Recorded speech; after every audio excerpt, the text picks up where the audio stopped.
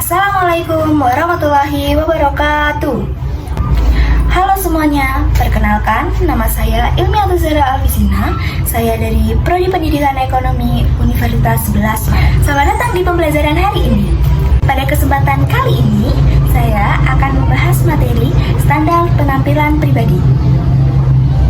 Apa sih itu? Nah, tanpa berlama-lama lagi, yuk simak videonya.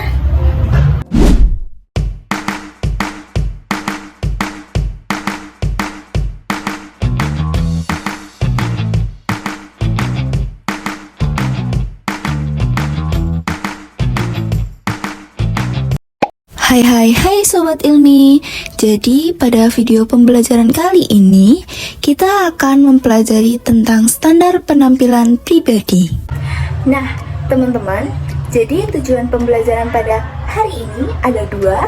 Yang pertama yaitu memahami standar penampilan pribadi sesuai dengan keamanan, keselamatan, dan kesehatan kerja. Dan yang kedua ada menjaga standar penampilan pribadi sesuai dengan prosedur keamanan, keselamatan, dan kesehatan kerja. Sebelum memasuki materi, yuk kita diskusi terlebih dahulu terkait pertanyaan pemantik di gambar ini. Yang pertama ada gambar 1 dan yang kedua ada gambar 2. Ayo kita amati.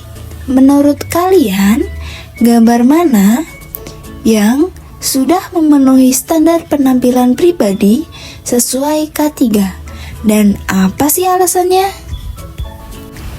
Menurut kalian yang gambar mana? Dan apa sih alasan kalian? Yuk coba utarakan alasan kalian sebelum kita bahas. Ya, betul sekali. Jawabannya adalah gambar 1. Alasannya, yang pertama, rambut rapi dan tertutup sesuai prosedur keselamatan. Yang kedua, memakai APD lengkap seperti helm, sepatu, sarung tangan, dan seterusnya. Yang ketiga, seragam bersih dan aman sesuai standar prosedur K3. Dan yang keempat adalah menunjukkan sikap disiplin, aman, dan profesional di tempat kerja. Nah, kita akan masuk ke inti pembelajaran pada pertemuan kali ini. Di sini ada pertanyaan nih, apa itu penampilan pribadi?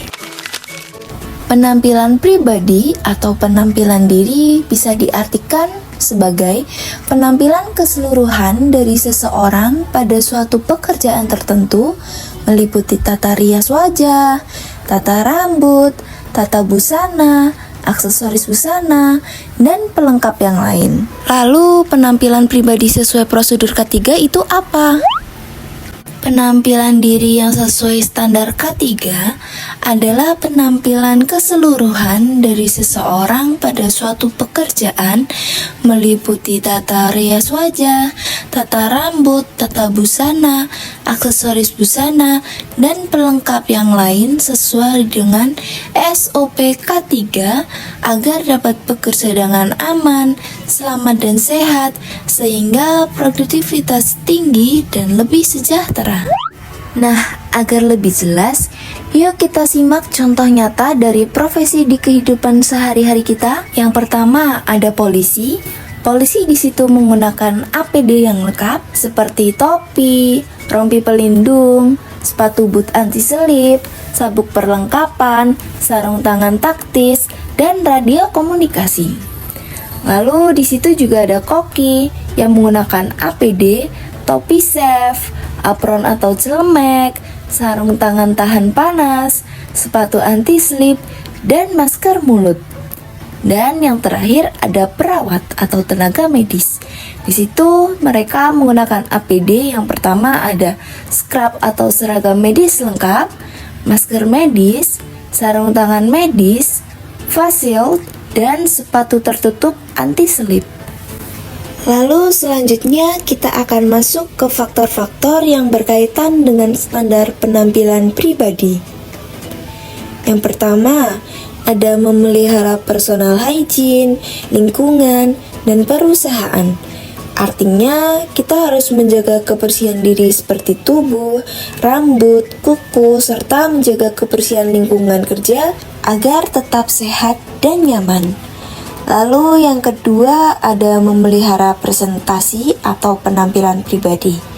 Maksudnya menjaga kerapihan dan kesesuaian pakaian, tata rias, dan perilaku agar terlihat profesional dan sopan di tempat kerja.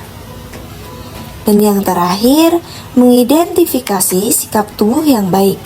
Maksudnya kita harus melatih postur dan gerak tubuh seperti berdiri, duduk, dan berjalan dengan sopan, tegak, dan percaya diri agar mencerminkan etika kerja yang baik. Lalu kita masuk ke tata rias wajah, tata rias rambut untuk kesempatan kerja.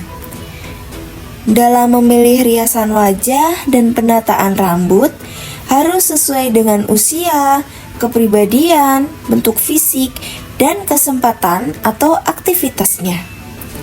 Bagi pekerja pria, memiliki wajah yang bersih juga penting, meskipun tidak perlu menggunakan make up yang berlebihan, kecuali memang tuntutan kerjaan. Lalu, tata rambut untuk kerja memiliki konsep simple beauty. Artinya, tata rambut yang sederhana tetapi dapat tampil dengan sangat menarik, rapi, dan yang penting lagi adalah aman.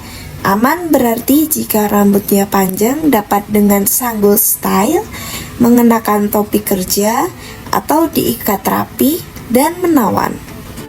Lalu kita masuk ke penampilan sikap pekerja yang baik. Penampilan sikap dapat membantu atau memperbaiki bentuk fisik dan kemenarikan penampilan seseorang. Agar dapat memiliki penampilan sikap yang baik, perlu memperhatikan hal-hal yang diperlukan. Hal-hal yang perlu diperhatikan agar memiliki penampilan sikap yang baik sebagai berikut. 1. Pekerja hendaknya memiliki sikap yang santun dan disiplin diri. 2. Tidak suka menunda-nunda pekerjaan dan memiliki manajemen waktu yang baik. 3. Berdiri tegak, rileks, dan tidak kaku. 4. Berjalan teratur, tidak loyo, dan tidak terkesan buru-buru. 5. Duduk tegak, tidak kaku, tetapi rapi dan aman dengan kaki serta kuku yang bersih. 6. Berbicara dengan suara yang terkendali, intonasi yang jelas, terang, tetapi tidak terlalu keras dan efektif. 7. Ramah tamah dan tidak berlebihan. Dan yang ke-8, memiliki bau wangi, terjaga dari bau keringat yang kurang sedap. Selanjutnya ada sikap dan cara bekerja yang aman. Poin pertama, sikap waktu bekerja. Yang pertama, makan makanan yang bergizi dan seimbang sebelum bekerja. 2. Membiasakan mencuci tangan sebelum melakukan suatu pekerjaan. 3. Selalu berdoa kepada Tuhan yang Maha Penolong. 4. Posisikan badan sewaktu bekerja dengan tepat. 5. Aturlah jarak mata dengan pekerjaan yang baik dan tidak terlalu dekat, karena dapat melelahkan dan merusak mata. Lalu, rambut yang panjang terurai harus diikat rapi. Pencahayaan ruangan harus cukup untuk menghindari kecelakaan kerja. Dan yang terakhir, sirkulasi dan suhu udara dikondisikan supaya dapat bekerja dengan nyaman. Lalu, poin 2, cara bekerja yang aman. Membiasakan cara bekerja dengan baik dan benar sangat penting agar dapat menjamin keselamatan kerja. Sehubungan dengan itu, maka perlu memperhatikan beberapa hal sebagai berikut. Yang pertama, sebelum memulai bekerja, teliti dan periksa semua persiapan, peralatan, dan area bekerja. Yang kedua, gunakan alat pelindung diri atau APD. Yang ketiga, gunakan alat sesuai dengan fungsinya. Yang keempat, perhatikan setiap langkah-langkah kerjanya atau dengan SOP-nya. Yang kelima, perhatikan kondisi jenis bahan dan alat kerja yang digunakan.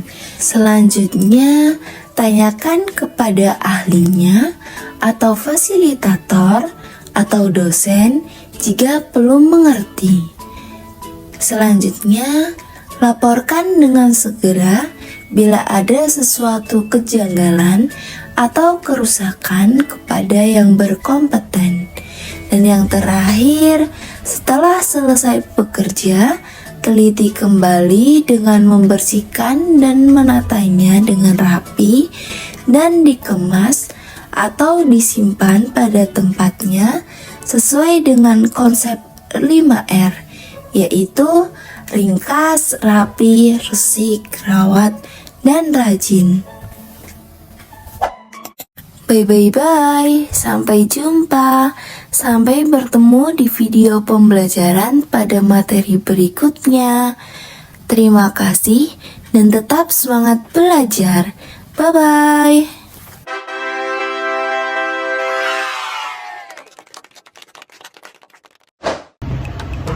Sekian video pembelajaran yang bisa saya sampaikan pada pertemuan kali ini. Harapannya, materi yang saya sampaikan bisa menambahkan ilmu, wawasan, dan juga bermanfaat bagi para penonton.